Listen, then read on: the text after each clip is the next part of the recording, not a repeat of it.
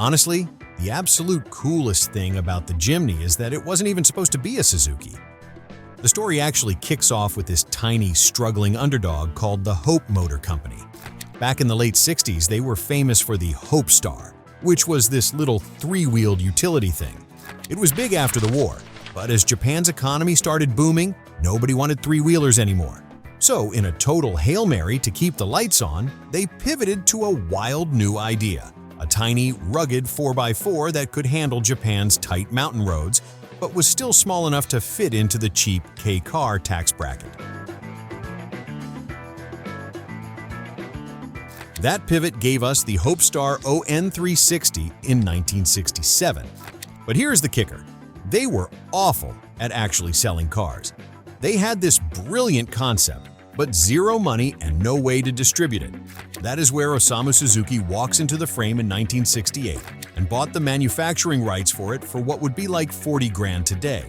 He saw exactly what everyone else missed, a massive gap for a fun, capable off-roader that followed K regulations.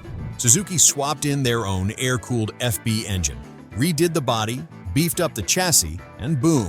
In 1970, the Jimny legend officially began.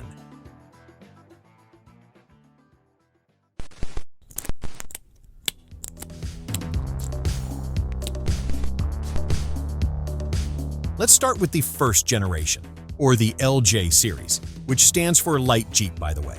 If you think the modern Jimny is tiny, you really need to see an LJ10 in person. Now, K-car regulations back then were strict. You had to be under 3 meters long and have an engine smaller than 360 cubic centimeters. So, under the hood, it was packing an air-cooled, two-stroke, two-cylinder 359cc unit that pumped out about 24 horsepower. Imagine trying to merge onto a highway with 24 horses today. Top speed was only about 47 miles per hour. But here's the thing. Off-road, this little box was a beast. It only weighed about 1,300 pounds, so while heavy Nissan Patrols and Land Cruisers were sinking into the mud, the Jimny just floated right over the top. It was running 16-inch wheels with a proper dual-range transfer case, basically proving to the world that you don't need massive horsepower to conquer the trails.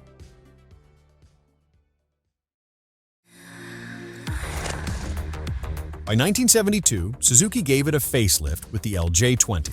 But the big news here was mechanical.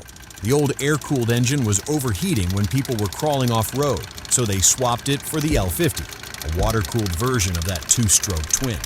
It bumped the power up to about 27 horses. They also introduced a hardtop version, which was a game-changer for anyone living in a place with actual weather. Here's a cool piece of trivia for you. The LJ20 was actually the first Jimny to get exported in serious numbers. It even made it to the USA as a piece of farm machinery, way before Suzuki officially set up shop in America.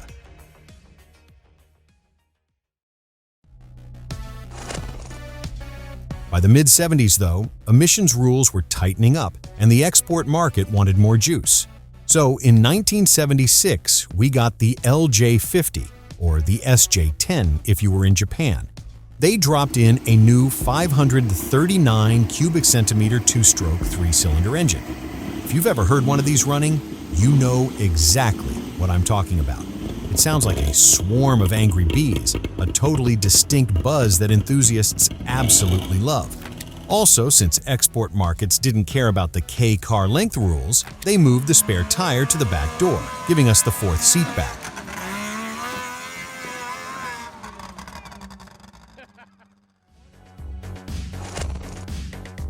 Finally, in 1977, the first generation went out with a bang with the LJ80, or the SJ20. This was the most refined version and marked a massive tech shift because it was the first Jimny to ditch the two-stroke for a four-stroke engine. It used the F8A, a 797cc four-cylinder, putting out around 41 horses. They actually had to raise the hood just to fit the bigger engine and flared out the rear wheel arches for a wider stance. In Australia, they sold this thing as the Suzuki Stockman, and farmers absolutely worshipped it because it was lighter than a tractor, but could go pretty much anywhere a tractor could. It was basically unkillable.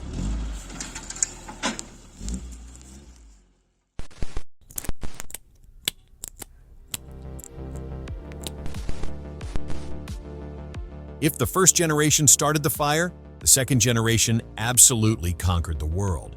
When you close your eyes and picture an old Jimny, this is the car you're seeing.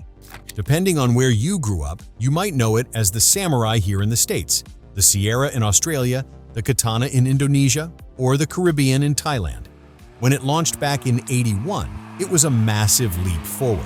It was sharper, faster, and supposedly more comfortable. Though, let's be real, comfortable is doing a lot of heavy lifting there because it still rode like a skateboard. Under the hood, the early models were rocking a 1-liter 4-cylinder, making about 45 horsepower, mated to a 4-speed stick and leaf springs on all 4 corners. It was bouncy, rugged, and tough as nails. But the real game changer hit in '84 with the SJ413, or the Samurai. This thing brought a bigger 1.3-liter engine, a 5-speed manual, and actual power brakes. It could technically handle highway speeds, though I wouldn't push your luck, and it finally gave young people a way to get into off-roading without needing Jeep or Land Cruiser money.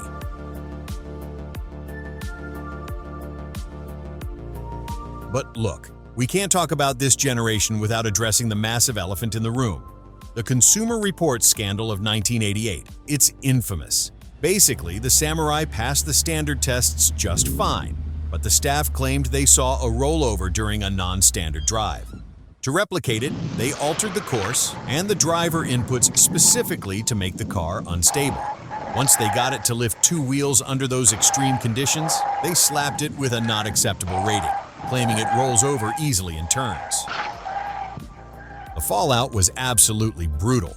Suzuki went from moving over 80,000 units in '87 to seeing sales basically jump off a cliff by '89. The car became a pop culture punchline. Suzuki actually sued them in '96, claiming the testing was rigged, but the damage was done, and the Samurai was pulled from the US market in '95. But any real enthusiast knows the truth. It's a tall, narrow, short wheelbase truck. If you drive it like a sports car, you're an idiot. But if you drive it like a truck, it's brilliant.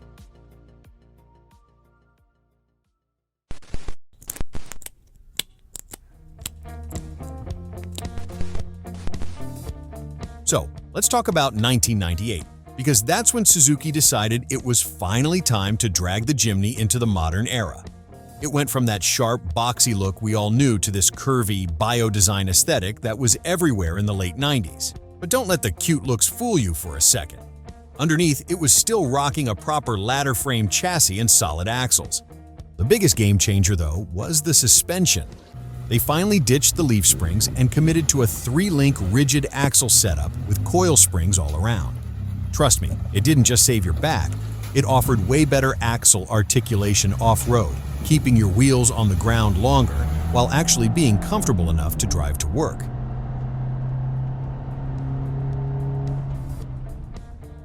Over the 20 years this generation ran, we saw some interesting engine swaps. The early models came with the G13BB engine, a single overhead cam 1.3-liter. It used a timing belt and felt a bit agricultural, but it was punchy down low, kind of like a tractor. Later on, they switched to the M13A. That's a twin-cam engine with variable valve timing and a timing chain, so no belts to worry about. It's smoother, happier to rev, and generally more reliable, though you gotta be careful not to overheat it.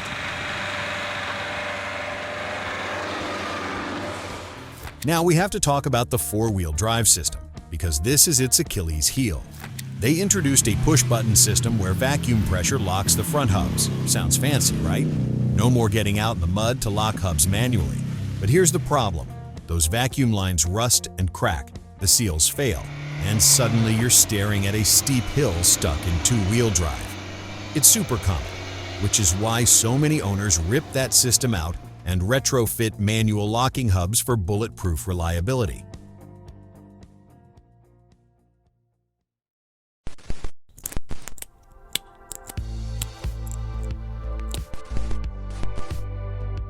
Let's talk about the absolute superstar of the moment, the JB64 and JB74. And honestly, they did something brilliant here. Instead of trying to chase modern aerodynamic curves, they went full retro.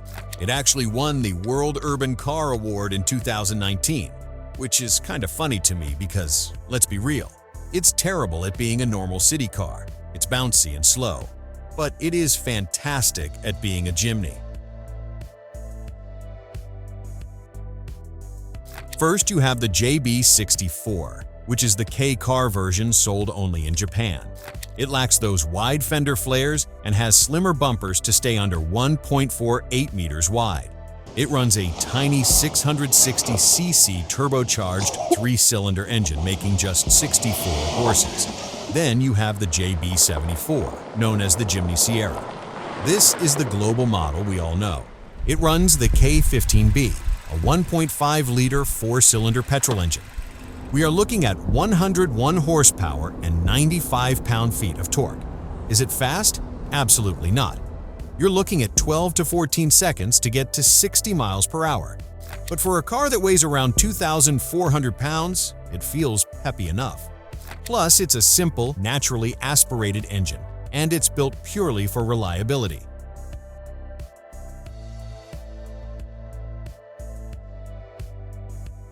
For years, the rumor mill was spinning about a 5-door Jimny. And in 2023, Suzuki released the Jimny XL in Australia, or the Nomad in Japan, and the reception has been insane. In Japan, when orders opened up, they got like 50,000 orders in less than a week. They literally had to pause orders because the wait list instantly hit 4 years. Even in Australia, sales are split about 50-50 between the 3-door and the 5-door. Also, the new Jimny is still not sold in the States, and it comes down to a few things. First, safety. It doesn't meet US crash standards for side impact and roof crush without expensive re-engineering. Second, the emissions. That K15B engine is reliable, but it's dirty by modern EPA standards, and Suzuki pulled out of the US market back in 2013 anyway. Finally, the chicken tax puts a 25% tariff on imported light trucks.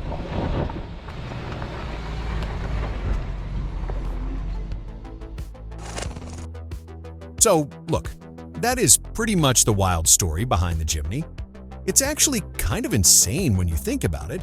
This thing started life as a total flop from a completely different company.